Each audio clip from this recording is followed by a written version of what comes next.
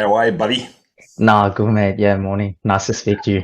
Hey, listen, my first question was going to be: Is this the first time you got 100? Well, if we go back to October Yeah. '99, Yes. Yeah. tell me about that. I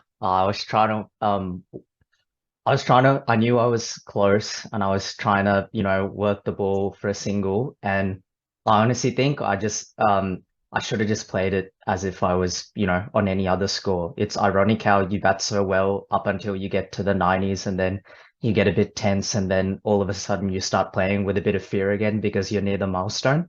And Mm. I think, if I wasn't on 99, there's a good chance I would have just tried to hit that ball for a boundary option, but instead I tried to manipulate it for a single and a leading edge went to cover. So I tried to do the opposite this time round, and I just said if the ball's there to play, play it on its merit, rather than being conscious of the score that you're on. Mm. And it still wasn't perfect. Like I did have a bit of luck during the 90s in on the weekend as well, but I think this mentality was better based off what I learned from my previous experience earlier on in the season. Yeah. Mm. So, if you had got out in the '80s in Toombul, do you still think you would have got 100 here because you'd learned a lot from that '99 to bring to this game?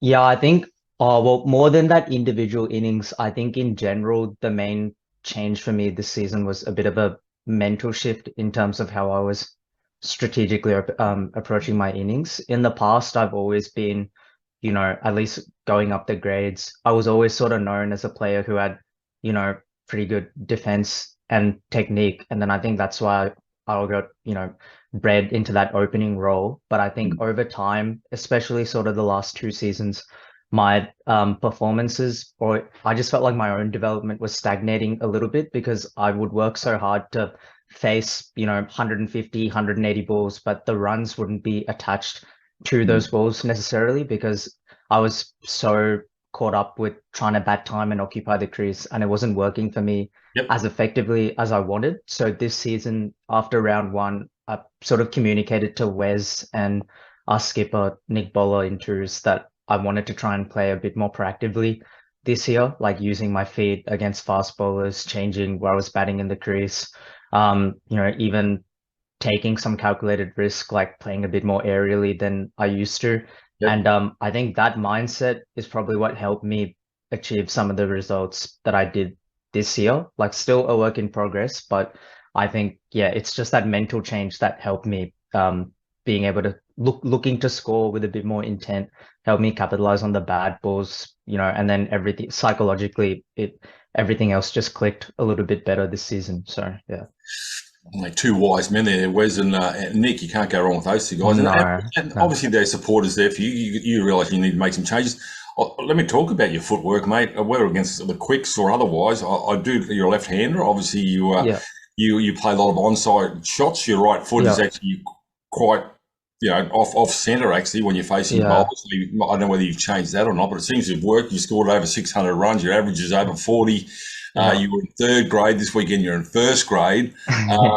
Everything's working well, and it's a shame the season's starting to wrap up now, isn't it? Because basically Yeah, you're just starting to find your mojo. yeah, Obviously, '99 was way back, but yeah, since then you've built towards this moment to play for a first grade this weekend.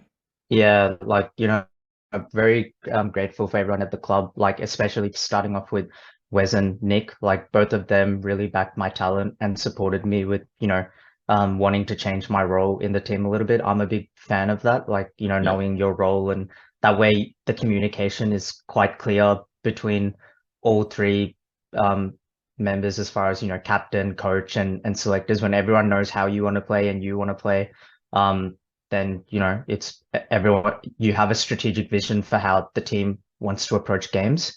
And then yeah, their support for me means a lot, and all the players, at the club, like it's a great bunch, great group of Yeah. guys. We all have the same sort of values as far as coming to training, wanting to win games. So I'm Mm. really excited for what next season holds for this nucleus that can stay together, hopefully in all the grades. Yeah. Most certainly. Yeah, second grade. Now, do you take? Can you take orders, mate? Because you were captain this weekend. You've got to actually do as you're told. And the question is, whoever the skipper is, I'm not too sure who it might be, but No, it's Jed, it's Batman, Jed.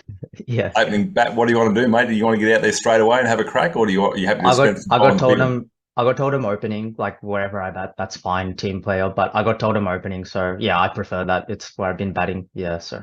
Yeah, no, I meant as in winning the toss. You want to spend some time in the Oh, field first? You want to get out there and have a timber in the hand straight away?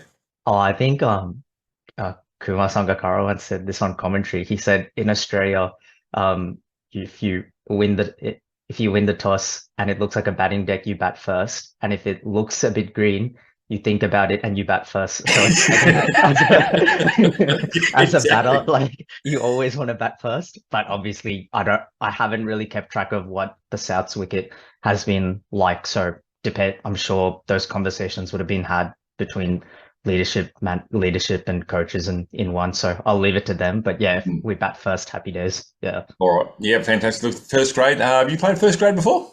I did 2 seasons ago. Yep. But like going back to that whole idea of just mentally changing the way I'm batting, I'd like to think this time, having learned what went wrong those 3 games and just going back to 2's and working on my game, I'd like to think I'm coming back a different sort of player this time. Yeah. So I'm really excited to see how those changes will translate to first grade. But honestly, I'm not even thinking too much about whether it's first grade, second grade. It's a game of cricket, so I just want to Yeah. play and see what Cool. happens. Yeah.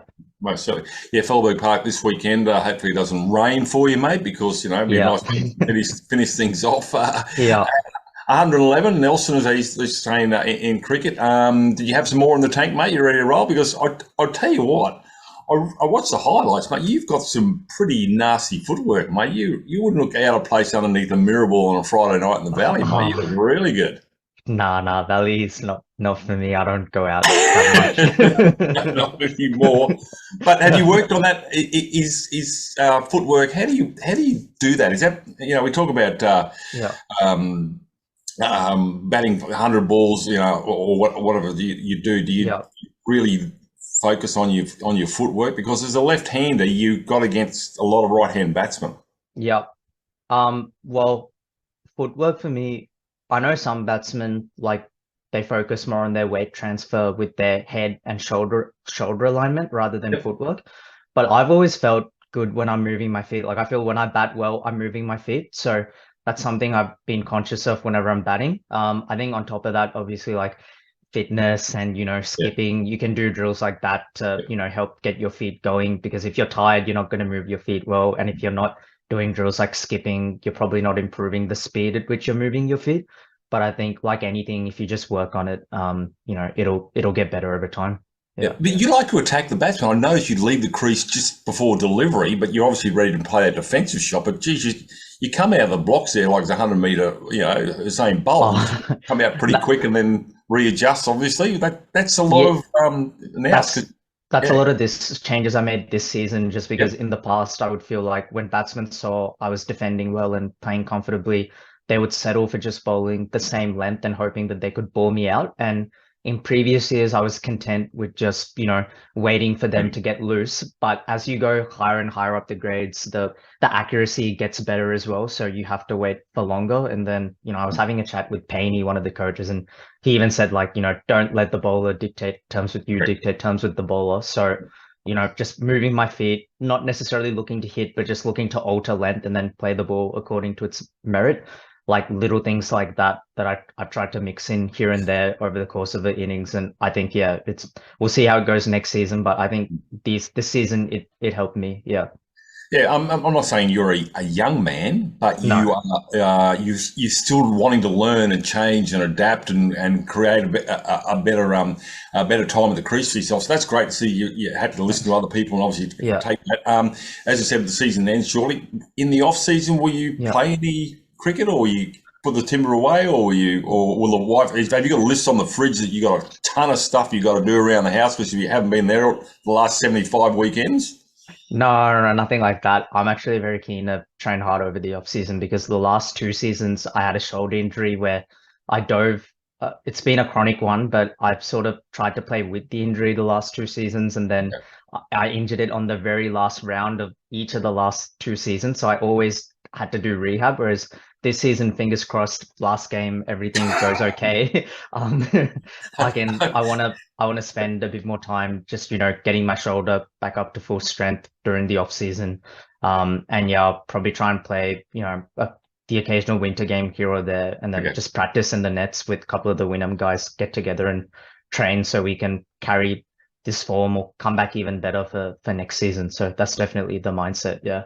Oh, well, I mean, I'm sure you find a batting partner in Ali. You go out there and Yeah. 5,000 balls every day for the next 300 years. So see how you go. Yeah. But obviously, you look after your shoulder, you don't bowl.